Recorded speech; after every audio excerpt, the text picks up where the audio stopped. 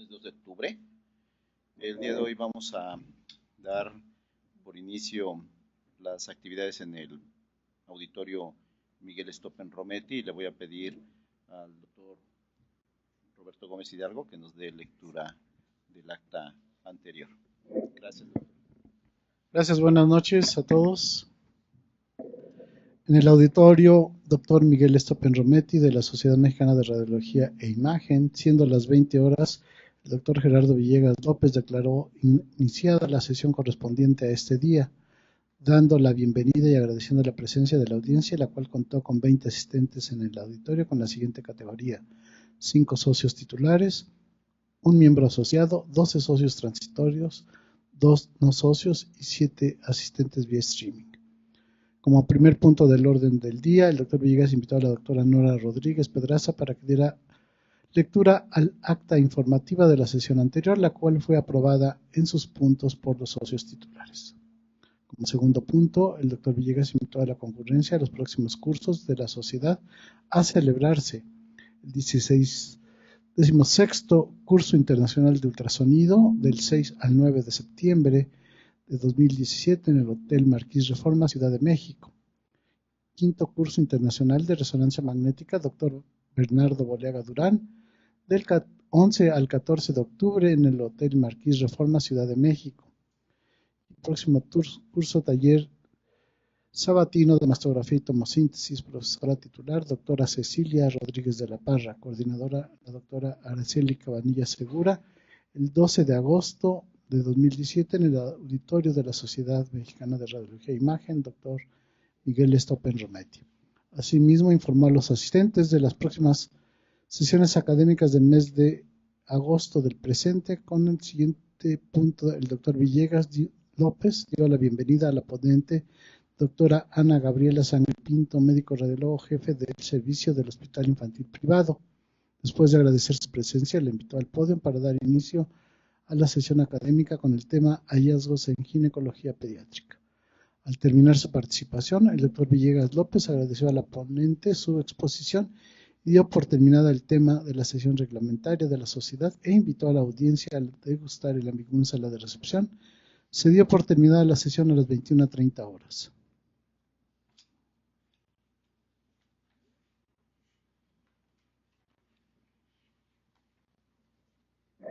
Gracias, doctor. Le voy a pedir ahora al doctor Palacios que dé el anuncio de los cursos que vamos a tener a continuación. Gracias. Buenas noches. Como punto número 1, bueno, ya fue la lectura y aprobación. Como punto número 1 es lectura del acta y aprobación de la sesión reglamentaria que se efectuó el 7 de agosto. Y les pido por favor que levanten la mano los socios titulares que estén de acuerdo en la acta que se leyó. Ok, gracias. Los siguientes cursos a realizar son el quinto curso internacional de resonancia magnética 2017. En esta ocasión titulado el doctor Bernardo Boleaga Durán, del 11 al 14 de octubre en el Hotel Marquis Reforma de la Ciudad de México. El siguiente taller sabatino es PET-CT, impacto de PET-CT en cánceres más frecuentes en México. Se realizará el 28 de octubre de este año en este auditorio y estará a cargo de la doctora Sandra Rosalía Paredes Fernández, médico del Hospital General Naval de Alta Especialidad. La siguiente sesión académica para residentes se realizará el 16 de octubre. Las coordinadoras son la doctora Carla María García Moreno y la doctora Carla Rubio Moctezuma Velasco, ya conocidas. El ponente será el doctor Diego Ernesto Reyes Vázquez y el tema es imagen seccional en el embarazo, posibles escenarios.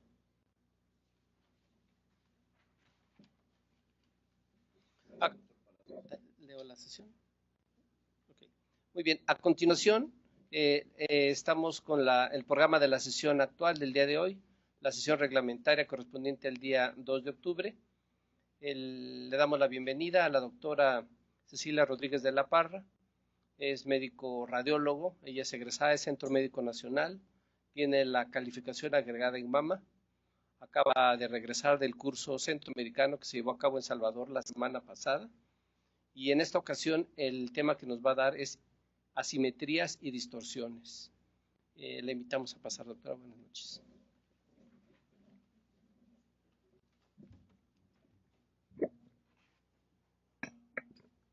Hola, muy buenas noches. Agradezco nuevamente la invitación a la Sociedad Mexicana de Radiología e Imagen para estar a cargo de esta charla. El día de hoy vamos a repasar, vamos a dar lo que es el protocolo de evaluación de asimetrías y distorsiones. Y vamos a empezar con la distorsión de la arquitectura. De acuerdo al BIRATS, la distorsión de la arquitectura nos habla de que el parénquima mamario se encuentra distorsionado, pero no se va a distinguir ningún nódulo. Presenta delgadas líneas rectas o espiculaciones que se irradian desde un punto y retracción, distorsión o rectificación focal del borde anterior o posterior del parénquima mamario. Esto es tal cual la descripción que viene en el BIRATS.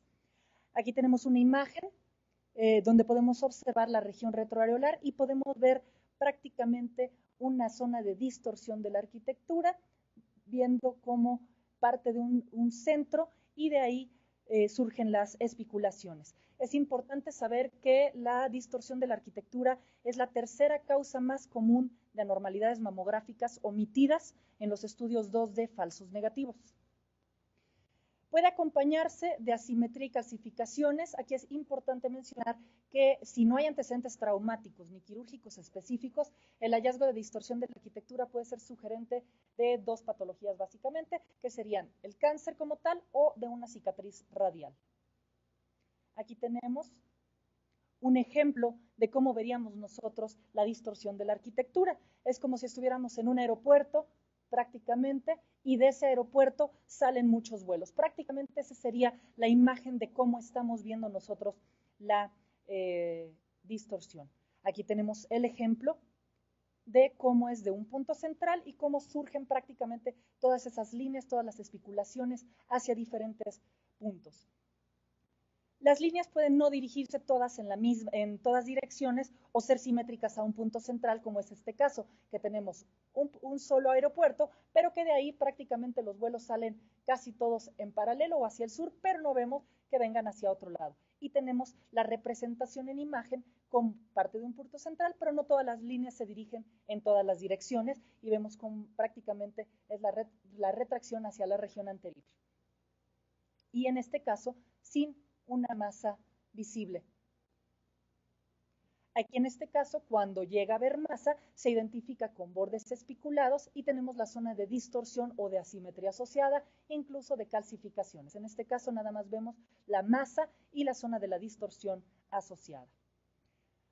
Dentro de lo que es el protocolo de evaluación de la distorsión de la arquitectura, vamos a ver que lo primero es detectar y confirmar los hallazgos.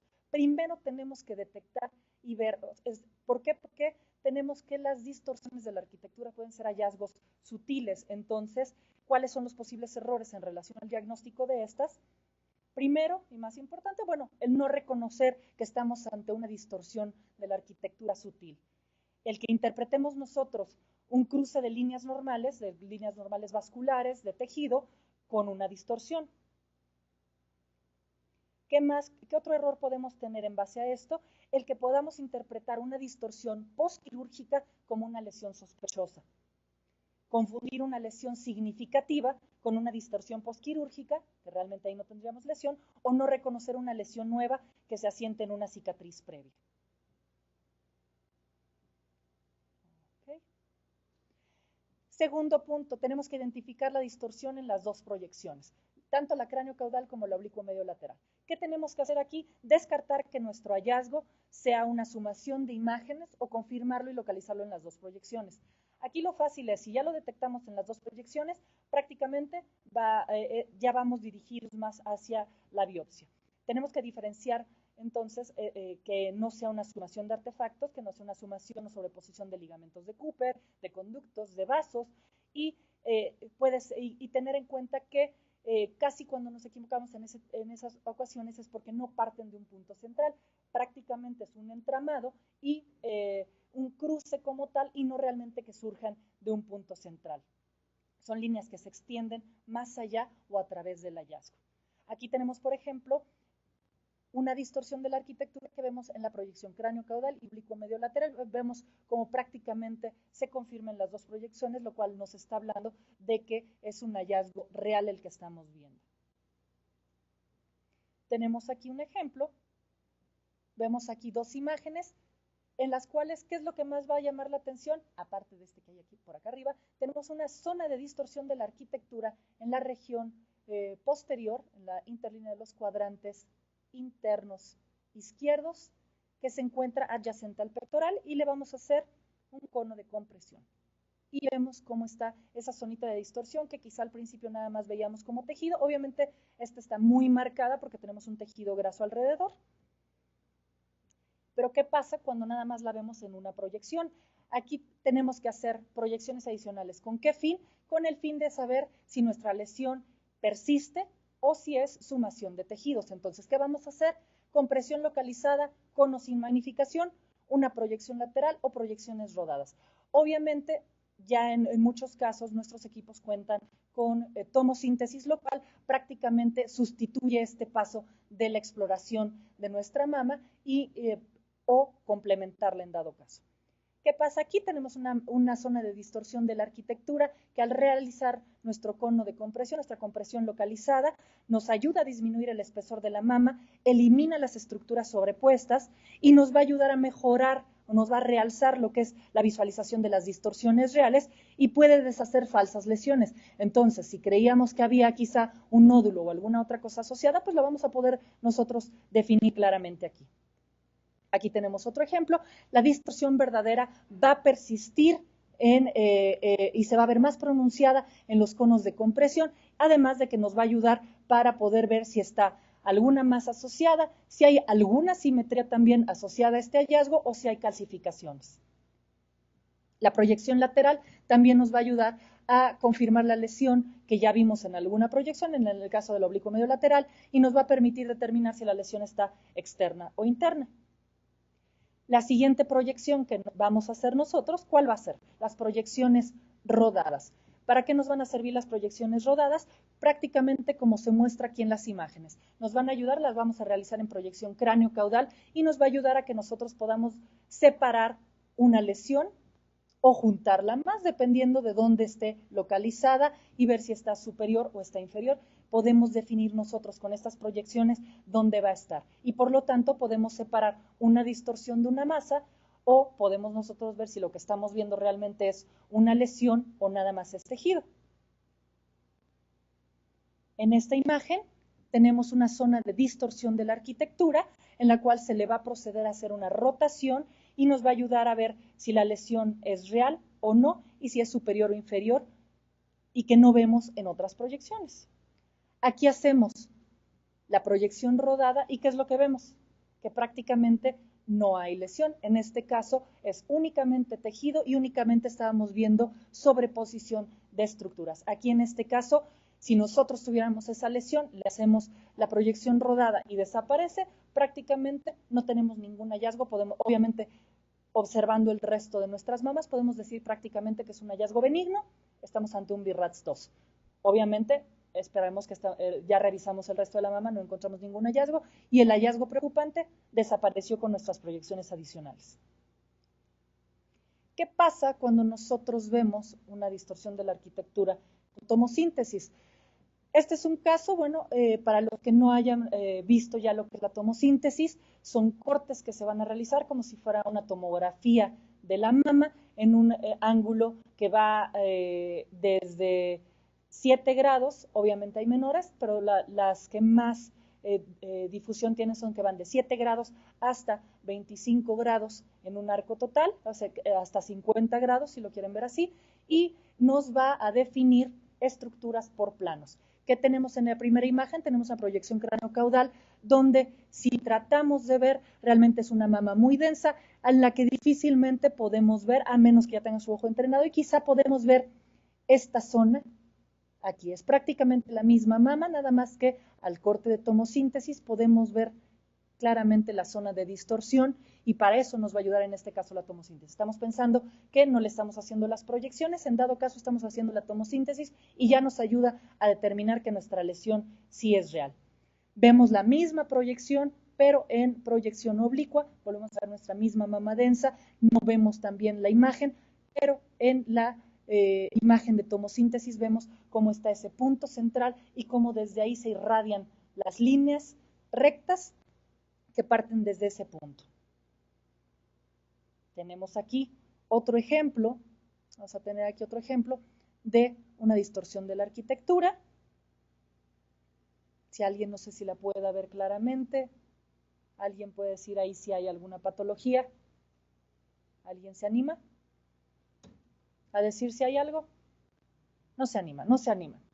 Vamos a ver ahora, ya que tenemos, obviamente es una mama densa, podemos ver cómo el tejido abarca prácticamente cuadrantes externos, internos, superior e inferior, muy pegado hacia el espacio retromamario. Vamos a ver dónde está la distorsión.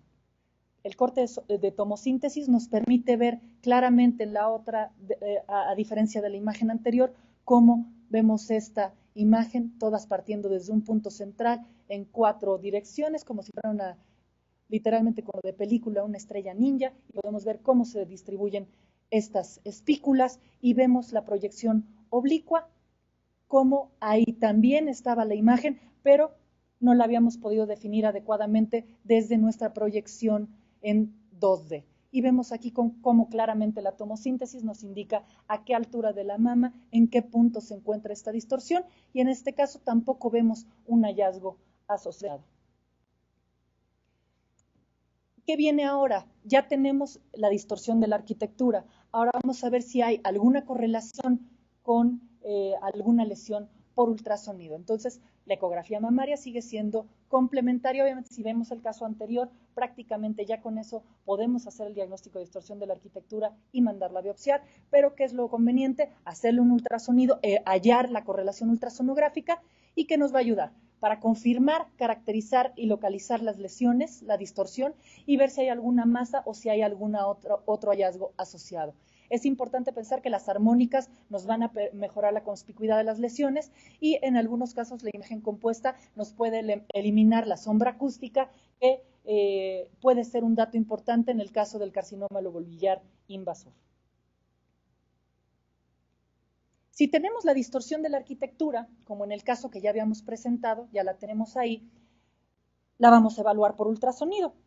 Si encontramos correlación, como en este caso, que vemos un nódulo irregular, sombra acústica posterior, 7.1 milímetros, se debe realizar la biopsia. Con un verdadero, valor predictivo positivo reportado desde 10.2 hasta 47% para malignidad para la detección de la arquitectura, detectada solo en estudios 2D, y hasta un valor predictivo positivo del 47% para las distorsiones de la arquitectura que se detectan por tomosíntesis, seguida decisión quirúrgica. Aquí, ¿qué tenemos que mencionar? Siempre hay que corroborar que nuestro hallazgo sea lo que estamos viendo en la masto. ¿Por qué? Porque nosotros podemos de repente ver nódulos que a la hora que nosotros marcamos aquí con algún marcador metálico y regresamos a nuestra paciente a mastografía, resulta que no coincide con la lesión que nosotros creemos que es la distorsión. Entonces aquí es muy importante que siempre corroboren que su hallazgo esté en la topografía que corresponde a su lesión, que no estén reportando otra cosa. Entonces siempre es muy importante hacer la correlación y que la estemos viendo, que realmente corresponda con la lesión que estamos observando. Aquí tenemos otro ejemplo, que es el que ya veíamos, esta zona de distorsión de la arquitectura, que también, en este caso, la distorsión de la arquitectura, como ustedes vieron, primero se hizo una mastografía. En la mastografía realmente se vio que podría haber algo, no se dio un diagnóstico como tal, se mandó a un BIRAT 0 y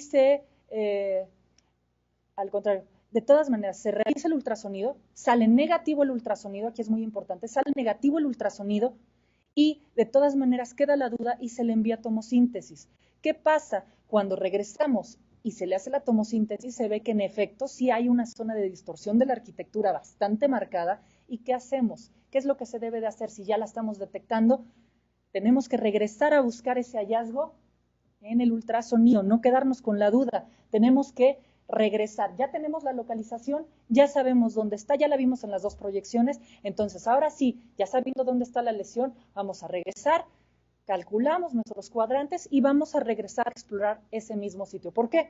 Porque esa paciente que en la primera revisión no había tenido hallazgos, ¿qué pasa en la segunda revisión? Donde vemos que sí está la distorsión. Resulta que sí, en efecto, sí hay una correlación, una imagen que corresponde con un nódulo hipoecoico, todo espiculado, con vascularidad periférica, quizás hasta le podemos achacar el halo ecogénico, que ya no toma tanto en cuenta el BIRATS en su última revisión, pero lo tenemos y corresponde con el hallazgo visto. Entonces aquí, al contrario, estamos confirmando el hallazgo y en el primer ultrasonido no lo vimos. Hay que regresar y buscarlo porque estamos viendo que sí es una lesión real.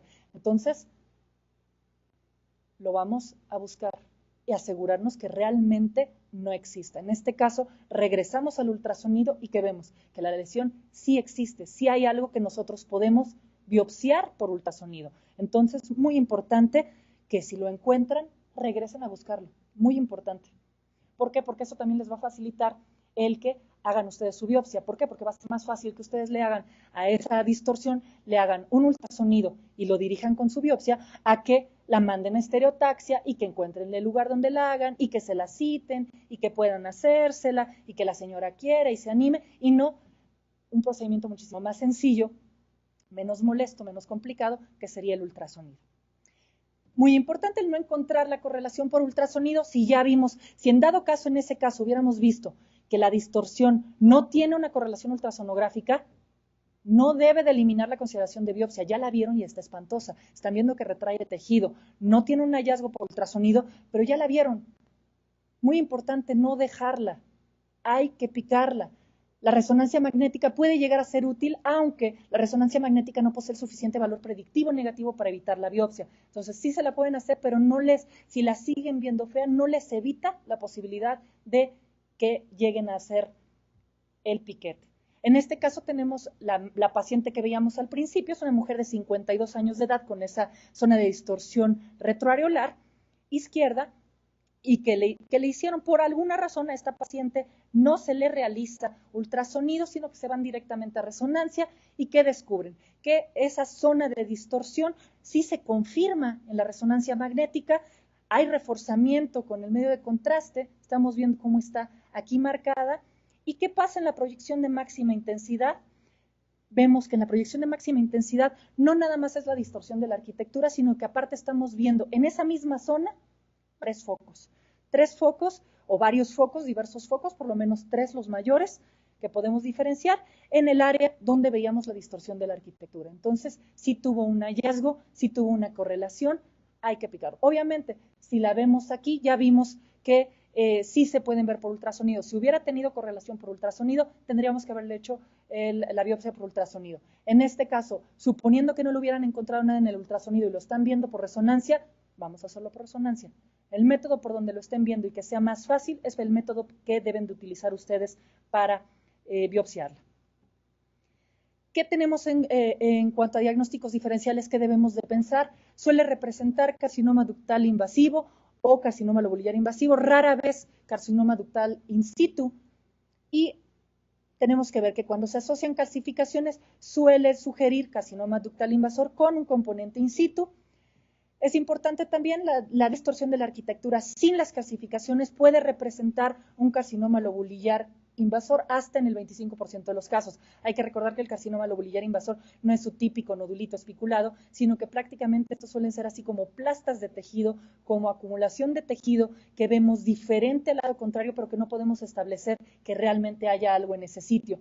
Y que pueda o no asociarse a masas, asimetrías y retracción de la piel y del pezón, que ya nos están indicando hacia dónde va lo que estamos viendo nosotros por cualquiera de los métodos que vemos aquí. Aquí tenemos el ejemplo de lo que les mencionaba, el carcinoma lobulillar invasor, con extensión hacia el pezón. Vemos esa zona como no está bien definida, es una zona irregular. Quizá al hacer la comparación con la mama contralateral, vemos esa simetría de densidades, vemos especulaciones, incluso vemos con mucha imaginación, vemos una colita que se va dirigiendo hacia el pezón, que nos está hablando de que ya se está yendo hacia el pezón y lo está retrayendo.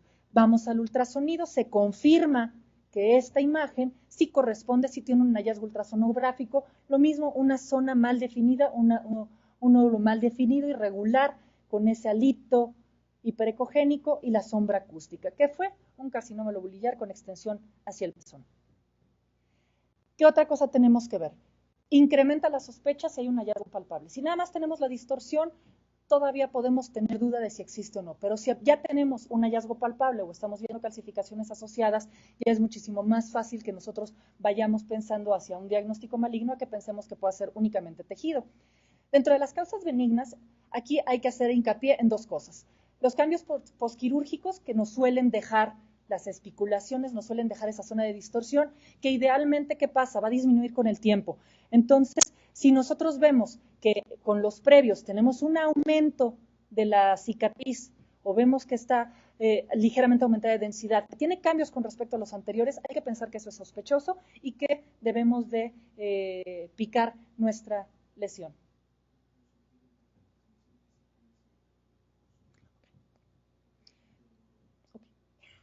La resonancia magnética puede ser útil para distinguir, o más bien es útil para distinguir entre la cicatriz posquirúrgica del carcinoma recurrente, que en estos casos, ¿qué nos puede dar? Pues puede ser causado por necrosis grasa en pacientes con cirugía o trauma, puede estar asociada a quistes oleosos o calcificaciones distróficas, que nos pueden meter un poco de problema a la hora de que nosotros estamos analizando nuestra imagen. Tenemos aquí otro caso, una paciente femenina de 74 años de edad que se presenta para su mastografía de tamizaje y que le encontramos. Ella tiene el antecedente que tuvo una mastectomía izquierda por cáncer de mama a los 40 años y hace 6 años, a partir de que se toma este estudio, tuvo una lumpectomía o tumorectomía en mama derecha. ¿Qué estamos viendo? Estamos viendo la presencia de una zona de distorsión que está en el tercio posterior, muy pegada al pectoral. La vemos en las 3 proyecciones, la cráneo, la oblicua y una lateral. Estamos viendo que ahí está la lesión. La vemos aquí en esta localización. Y vemos en nuestro cono, vemos que está la cicatriz, muy importante que por debajo de nuestra cicatriz está coincidiendo con nuestro hallazgo. Estamos viendo la lesión, la podemos ver aquí, cómo está la cicatriz y la lesión, y en la siguiente vemos una proyección, si se llega a modificar prácticamente un poco esta imagen con respecto a la anterior, si se logra abrir un poquito más. Prácticamente al comparar con los estudios previos, no fue otra cosa más que una cicatriz posquirúrgica que ha ido poco a poco disminuyendo de densidad. Entonces, muy importante que en este caso comparemos con estudios previos para saber si esa cicatriz existe, no tiene algún hallazgo asociado y no tiene alguna otra cosa que pueda causarnos problemas. Tenemos otro caso más. A esta paciente se le detecta la distorsión de la arquitectura después de quimioterapia y radioterapia. Vamos a ver cómo se observan estos largos hilos de tejido fibroso hacia la zona de la cicatriz. Vemos cómo se extienden hacia la región anterior y que corren perpendiculares a lo que sería el flujo normal. Vemos aquí muy marcada nuestra cicatriz quirúrgica, que prácticamente nos hace un pliegue a la compresión. Y que vamos a ver el contenido graso dentro de la lesión. Tenemos parte de grasa en esa lesión.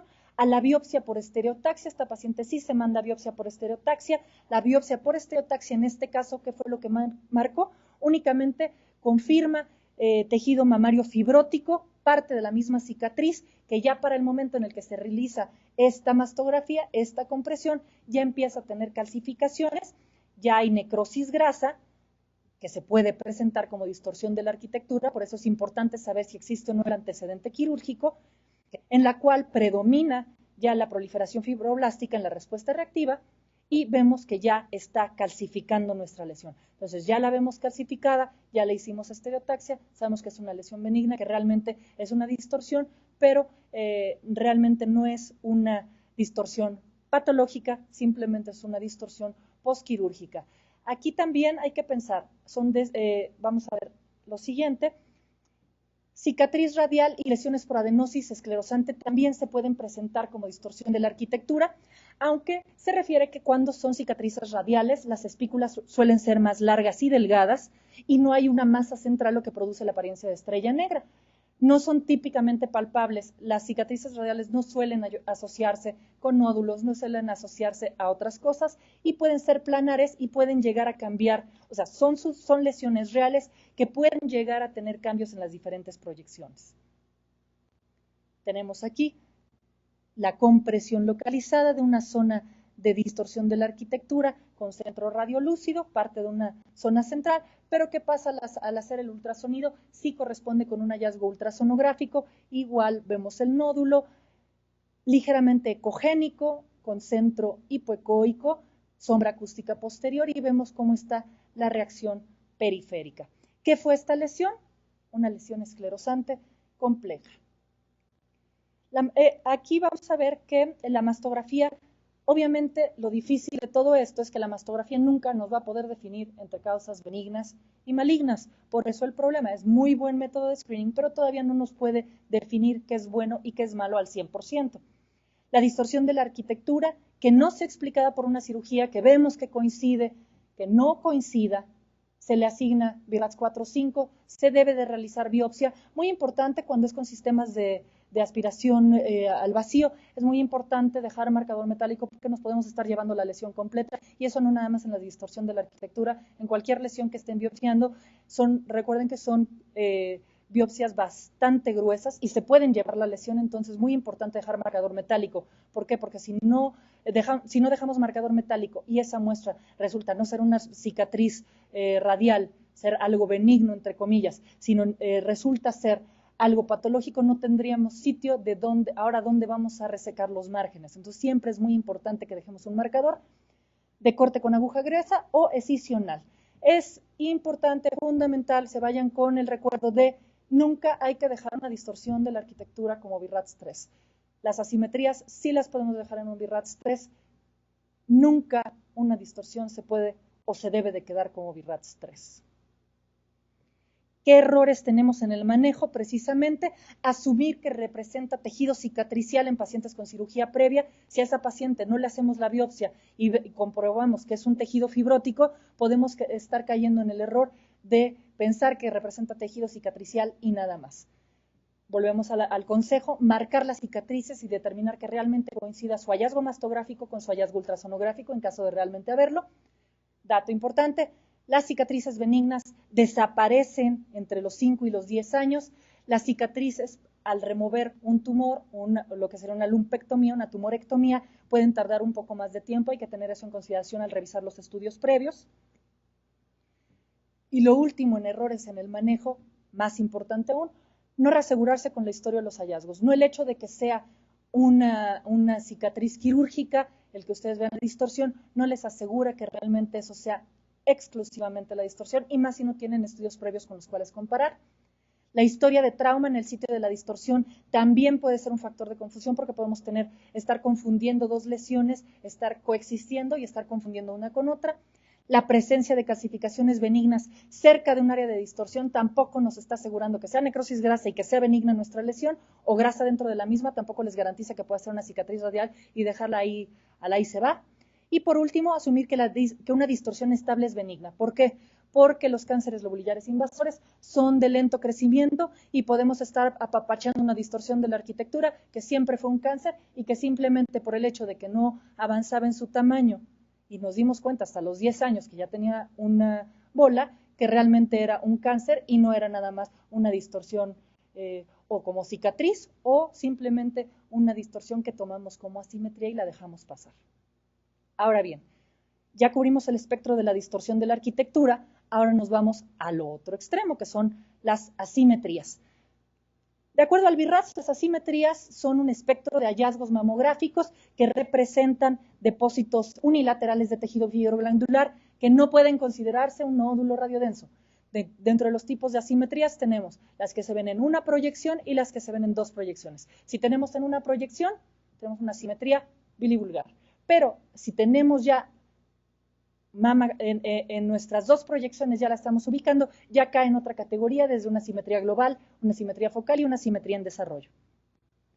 Las asimetrías malignas como tal, al igual que las distorsiones, suelen ser hallazgos sutiles y suelen ser idénticas al tejido fibroglandular normal. En este caso sí estamos hablando de cruce de vasos.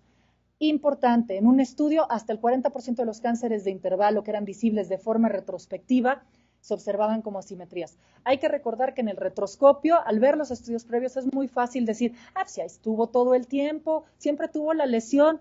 Sí, claro, pero si hubo algún momento en que la paciente no nos trajo el previo o no tuvimos el previo para comparar, pues no lo teníamos. Pero hay que ver que entre una y otra, los cánceres de intervalo se pueden manifestar como simples asimetrías. Estos cánceres que se están presentando con un estudio previo mamográfico normal. Entonces, aguas, hasta 40% de los casos. La distribución del tejido normal, ya lo habíamos visto con las distorsiones, está dada por el tejido, los conductos, el tejido adiposo, ligamentos de Cooper, todo lo que le quieran poner a la estructura. Lo que dice Laszlo Tabar es muy importante. Siempre llevar a cabo una revisión cuidadosa de nuestro lado derecho con nuestro lado izquierdo y con estudios previos. Los estudios previos van a ser muy importantes con una de las 4 asimetrías que vamos a revisar y determinar qué tipo de asimetría es, porque dependiendo del tipo de asimetría que tengamos va a ser el valor predictivo positivo para malignidad y el valor va a variar. Entonces sí es muy importante que nosotros determinemos qué tipo de asimetría es y si ha variado o no a lo largo de los años. La asimetría como tal, que es el primer punto que marca el BIRATS en las asimetrías, la asimetría solo aparece en una sola proyección. Es una isla de tejido que estamos viendo ahí, en su mayoría representan artefactos de superposición, estructuras mamarias hasta en un 80%. Aquellas, aquí tomar nota, aquellas que realmente representan lesiones confirmadas mediante al menos una proyección más pueden constituir algún otro tipo de los demás tipos de asimetría o ser un nódulo, ya no ser una asimetría como tal. Tenemos esta imagen para localizar nuestra asimetría, estamos pensando cómo la vamos a localizar. Tenemos el clásico método de localización a 2 deditos prácticamente. Colocamos un dedo en nuestro pezón y el otro dedo lo vamos a colocar en el sitio donde estamos viendo nuestra asimetría. ¿Qué vamos a hacer? Tomando ese punto de referencia o este punto de referencia o más amplio, vamos a ver dónde está nuestra asimetría y vemos si realmente coincide, tiene su hallazgo en la otra proyección, en la oblicua medio lateral o al contrario, de la oblicua coincida con la cráneo-caudal y ver si realmente coincide o no con el tejido que nosotros estamos viendo como asimetría. Las asimetrías como tal son anormalidades detectadas en un 3% de las mastografías, menos del 2% son malignas. Estas, cuando son estables por años, estas sí podemos decir que no son significativas. Ojo, si las lesiones son muy posteriores, hay que valorar que no se haya excluido, que no sea una asimetría por mal posicionamiento y no porque sea una asimetría real, que nada más sea en una proyección. Son muy posteriores, asegúrense que realmente esté nada más en una sola proyección y no que esté cortada por la otra. Tenemos la representación de nuestra asimetría. Solo se observa en este caso en la proyección cráneo-caudal, no tenemos correlación en la oblicua medio lateral, del mismo lado izquierdo en este caso. Vemos la correlación en el lado izquierdo, se observa una imagen que parecería un nódulo, se describe como asimetría, realmente no se encuentra una, que si lo vemos bien quizá podríamos echarle la culpa a este punto, pero ya se realizaron compresiones, ya se realizaron otras proyecciones, esto resultó ser una simple asimetría. Sin correlación ultrasonográfica, sin correlación en la otra proyección, simplemente una asimetría, así solita, sin ningún apellido. ¿Qué pasa con la asimetría global? La asimetría, siempre tenemos que tomar que en cualquier asimetría se debe determinar en comparación con la zona equivalente de la mama contralateral, llámese global, llámese focal, llámese en desarrollo. Se debe de considerar cuando una gran cantidad de tejido fibroglandular denso y asimétrico ocupa una porción importante de la mama, lo que nos dice el BIRATS, por lo menos un cuadrante para que lo consideremos. No se observa ningún nódulo y no hay distorsión de la arquitectura ni calcificaciones sospechosas asociadas, y cuando estas son reales, así que cuando las vemos suelen considerarse como variantes normales, son hallazgos reales o pueden ser secundarias a resección contralateral de un gran volumen de tejido fibroglandular denso, de manera que al describirla nosotros esto lo vamos a considerar como un BIRATS 2, realmente no hay hallazgo. ¿Qué pasa con la simetría global? La simetría global tiene una prevalencia de 3%, el tejido se va a extender en una gran región de la mama. ¿Qué pasa? Si nosotros tenemos una lesión que ocupa por lo menos un cuadrante, una lesión maligna de este tamaño, siempre se va a asociar con una masa palpable u otra normalidad. Sería muy raro que tuviéramos algo palpable y que nada más fuera tejido. Ojo, si no hay anormalidades asociadas, BIRATS 2. Tenemos la representación esquemática, una gran cantidad de tejido fibroglandular que se correlaciona con la oblicuo medio lateral, pero que no tiene correlación con la mama izquierda. Tenemos aquí el ejemplo muy marcado, la mama izquierda, gran cantidad de tejido glandular, mientras que del lado derecho prácticamente es mínimo lo que estamos observando de tejido. En este caso es una asimetría global real. Asimetría global más hallazgo palpable, lo que decíamos, incrementa la probabilidad de malignidad hasta el 8% y suele estar asociada a un cáncer invasivo subyacente o un carcinoma ductal in situ no calcificado. Tenemos esta imagen, proyecciones oblicuo medio laterales, donde ¿qué observamos? ¿La mama patológica es derecha o izquierda? Izquierda. En la mama izquierda estamos viendo que tiene engrosamiento cutáneo, engrosamiento trabecular, el tejido se ve más denso, se va a ver más marcado. Este paciente se lleva ultrasonido, se ve que tiene múltiples nódulos con diagnóstico histopatológico de adenocarcinoma y el PET-CT que nos muestra, efectivamente, esta sí es una simetría global patológica, la mama izquierda está completamente tomada, está completamente captando el radiofármaco y lo tenemos prácticamente en comparación con la mama contralateral, que la mama contralateral no vemos absolutamente nada. Entonces, no todas las asimetrías globales son benignas. ¿Qué causas malignas tienen? Lo que nosotros llamamos la mama encogida, la mama que se ve más pequeña, de menor tamaño y más densa que la contralateral, que suele estar asociado al carcinoma albulillar. Si la mama densa, al contrario, está aumentada de tamaño, tiene eritema o edema, tenemos dos posibilidades, o tiene una mastitis o tiene un carcinoma inflamatorio. Lo mismo, hay que revisar a nuestra paciente, hay que explorarla, hay que valorar la evolución para que nosotros podamos dar un diagnóstico. Si el aumento de la densidad de la mama se asocia, aparte, con distorsión de la arquitectura o calcificaciones sospechosas, pues ya nos orienta más hacia pensar en un cáncer subyacente a que pensemos que es una asimetría buena onda. ¿Qué vamos a hacer aquí? Bueno, ¿cuándo nos vamos a preocupar? Si la asimetría global es palpable, lo mismo si tiene el edema o el eritema asociado, si está asociada con calcificaciones o distorsión y que la mama parezca de menor tamaño y más densa. Recuerden que si es lo contrario, sí hay que pensar más en un cáncer que en una mastitis, que en un cáncer. La simetría focal, ¿qué pasa ahora con la simetría focal? Se determina lo mismo. El BIRATS es muy concreto en este sentido. Se determina en comparación con la zona equivalente a la mama contralateral. ¿Cómo se considera la simetría focal? Asimetría focal cuando la cantidad es la cantidad de tejido es comparativamente pequeña, de tejido fibroglandular denso y asimétrico, que va a ocupar una porción limitada de la mama, menos de un cuadrante, a diferencia de lo que establece la simetría global, y lo más importante en este caso es que es más sospechosa que la simetría global debido a que puede ser maligna, ya es la simetría focal, aunque no sea palpable y sobre todo si nuestra simetría focal mide menos de 1 centímetro. Son datos que nos orientan a malignidad.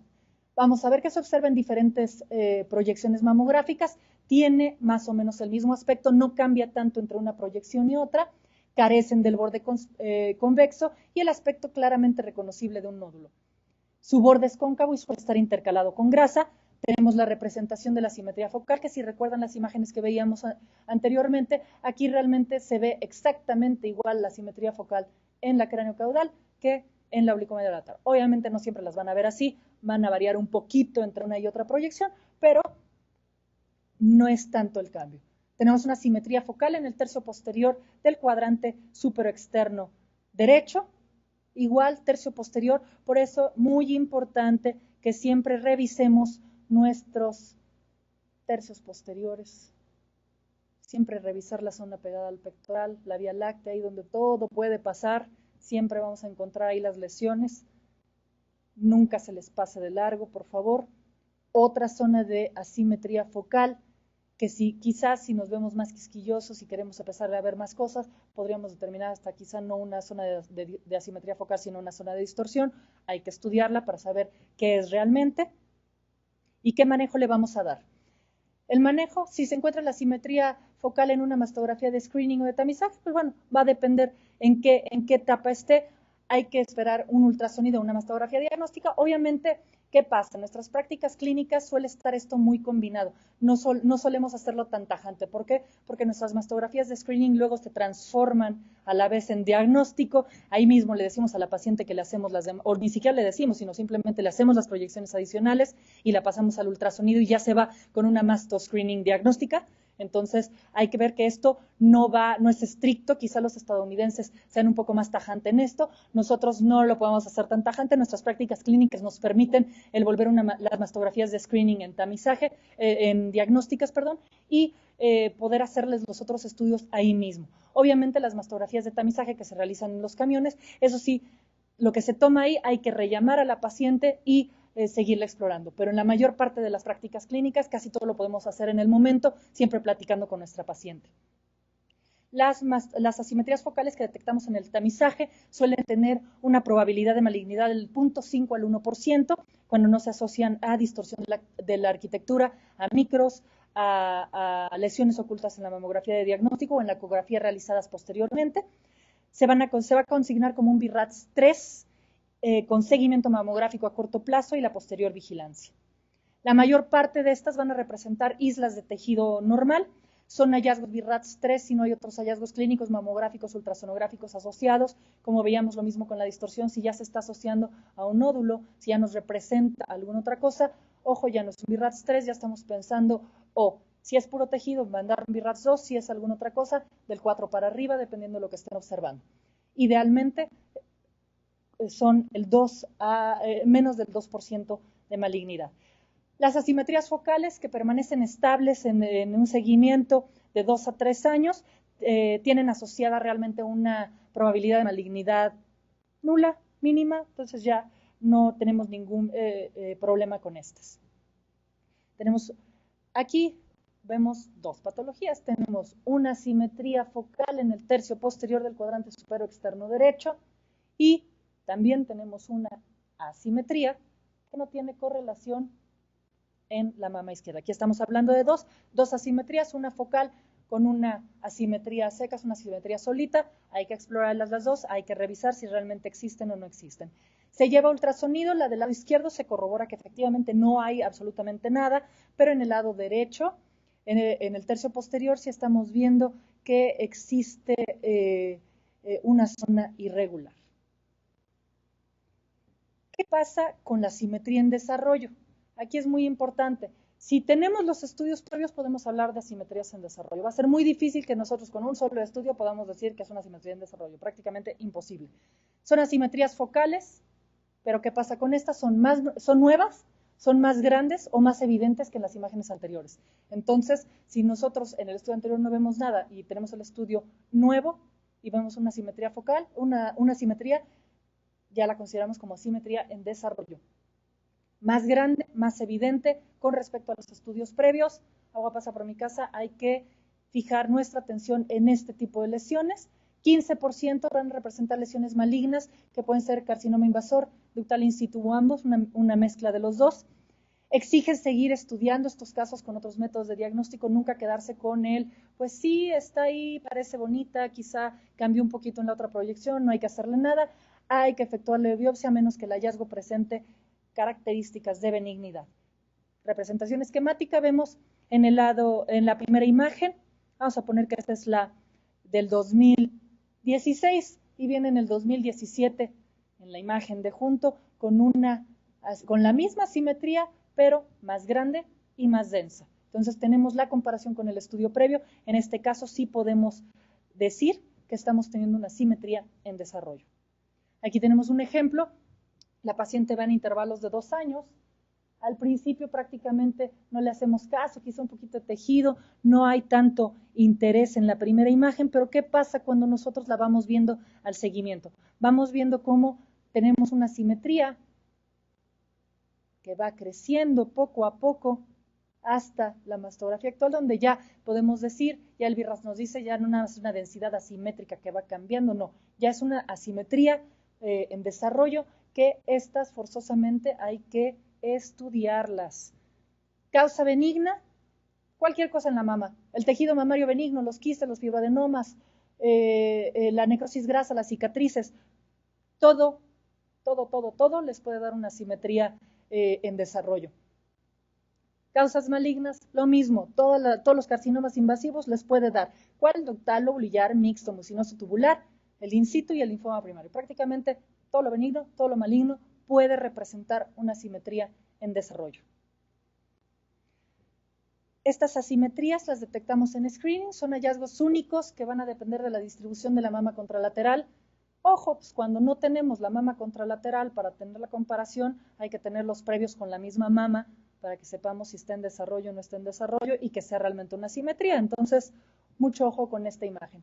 Estudiarlas siempre en espejo, lo que les decía, estudien su grasa retromamaria, estudien los cuadrantes inferiores a la proyección oblicuo medio lateral, que no se estén cortando, la región medial en la proyección craneocaudal. Todas estas zonas es donde se suelen estar nuestras patologías y muchas veces o se suelen cortar en las imágenes por un mal posicionamiento o no las estamos viendo porque estamos poniéndole más atención a todo el cúmulo de tejido y no tanto a esos detalles sutiles que pueden estar siendo una simetría o pueden estar siendo una distorsión de la arquitectura. Si se encuentran asociados a masa, calcificaciones o distorsión, hay que llamar a nuestra paciente. Detectar asimetrías en desarrollo requiere que tengamos una imagen muy clara de los patrones que tiene la mama, de ver el estudio anterior con respecto al estudio actual, comparación con estudios previos. Aquí sí nos sirve que la señora llegue con su bulto de 20 estudios, así de, doctor, aquí están mis previos, disfrútelos, úselos, y revisar todas esas, más cuando estamos encontrando esas asimetrías focales que no sabemos si son nuevas, si están más densas, si se asocian a una cicatriz. Estudiarlas igual que lo que vamos a hacer con las distorsiones, con presiones con o sin magnificación, las rodadas en cráneo caudal, las laterales. También utilizamos la tomosíntesis para sustituir este paso. Muchísimo más fácil, las asimetrías en tomosíntesis desaparecen y vemos cómo realmente es pura sobreposición de tejido, no pasa más allá de eso.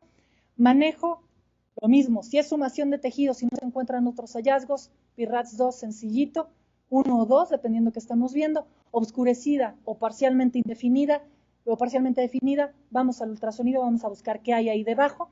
Durante la evaluación diagnóstica se puede descubrir que no, que pues sí la veíamos como una simetría, pero que ya que la estudiamos es un nódulo, es una masa, puede estar asociada a calcificaciones, que quizá en la mastografía 2D no la veíamos, pero ya con la magnificación sí las vemos, con una zona de distorsión.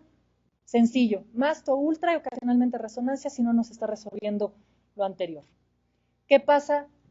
Ahora ya hablemos de las dos patologías con la tomosíntesis. La tomosíntesis, lo que les comentaba, disminuye el ruido estructurado que nos limita la mastografía 2D y nos va a facilitar la identificación de los hallazgos mamográficos.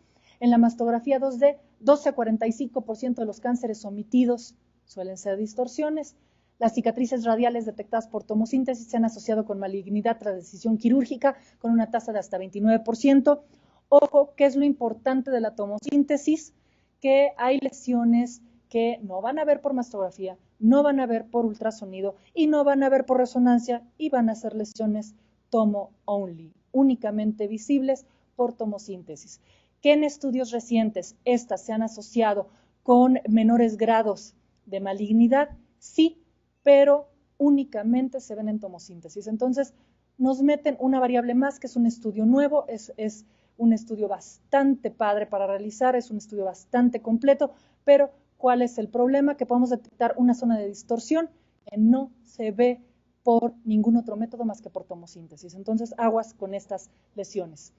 Lo mismo, nuestro corte de tomosíntesis, donde estamos viendo ya la zona de distorsión de la arquitectura, nos la define muy bien ya nuestro corte de tomosíntesis. ¿Qué pasa? Deben de preguntar si sus equipos lo pueden hacer, idealmente sí. Se le hace una magnificación y se le hace tomosíntesis al sitio magnificado para poderla definir mejor. ¿Ya se hace? Sí, sí se puede hacer. Hay que pedir a quien vea nuestros equipos, ver si lo tienen habilitado. Hay equipos que no los traen habilitados hasta que llega algún usuario un poco quisquilloso, así, oiga, ¿y se puede? Entonces, ojo con lo que puedan hacer. Muchas veces no vienen todas las características activas en nuestros equipos. Tip, pregúntenles a quien les vendió el equipo, pregúntenle a los ingenieros, oiga, ¿y se puede activar esta opción o la podemos activar de otra manera, pagando la licencia? Se ha sugerido la realización de compresión localizada con tomosíntesis, que puede hacerla más aparente. Si ya la compresión localizada normal ya nos hace más aparente el estudio, la lesión, aquí nos la va a hacer aún más evidente. La tomosíntesis va a tener un valor predictivo positivo de hasta un 60% de los casos. Si se detecta la distorsión de la arquitectura o asimetría, que en dado caso estaríamos pensando en la asimetría focal en tomosíntesis, se procede a realizar el ultrasonido. Volvemos, es más o menos el mismo manejo. Si hay hallazgo ultrasonográfico, realizar la biopsia guiada por ultrasonido. Si no hay hallazgo ultrasonográfico, procede a la resonancia. Considerar realizar la biopsia por estereotaxia si realmente no estamos viéndola en otro método y únicamente lo estamos viendo por 2D. La resonancia magnética, lo mismo. Si hay hallazgo por resonancia, vamos a hacerlo por resonancia. Si no hay hallazgos ni por una ni por otra, pero lo vemos por mastografía, ni modo, vamos a tener que usar la estereotaxia. Y la otra, que ya también son ya de estos equipos nuevos con tomosíntesis, podemos hacer el marcaje, seguimiento.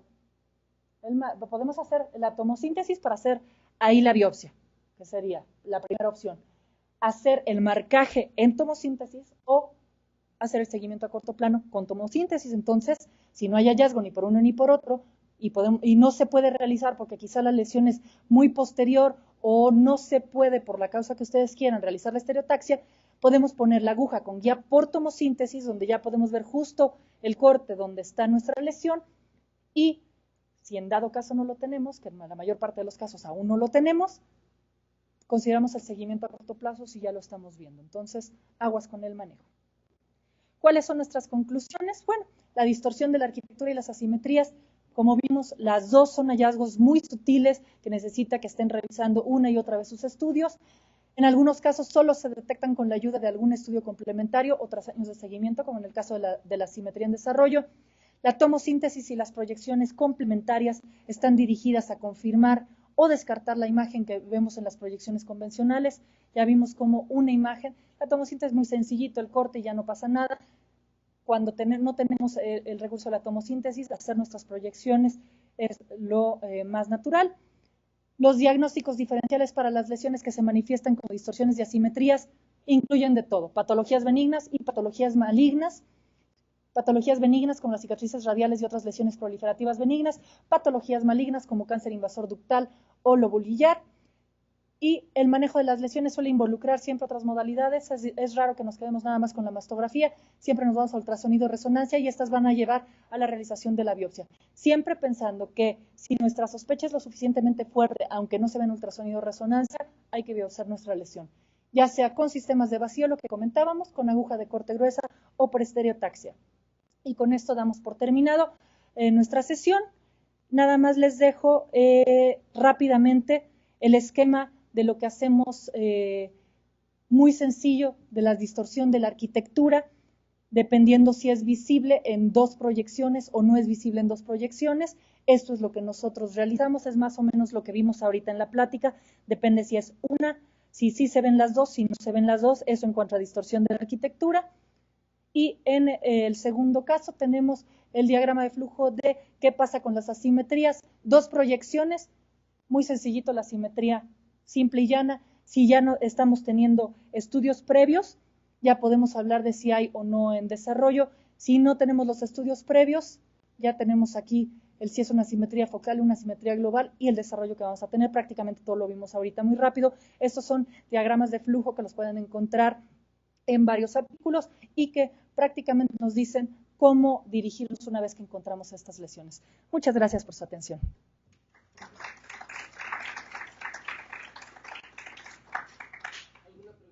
¿Preguntas, comentarios, dudas, reclamaciones?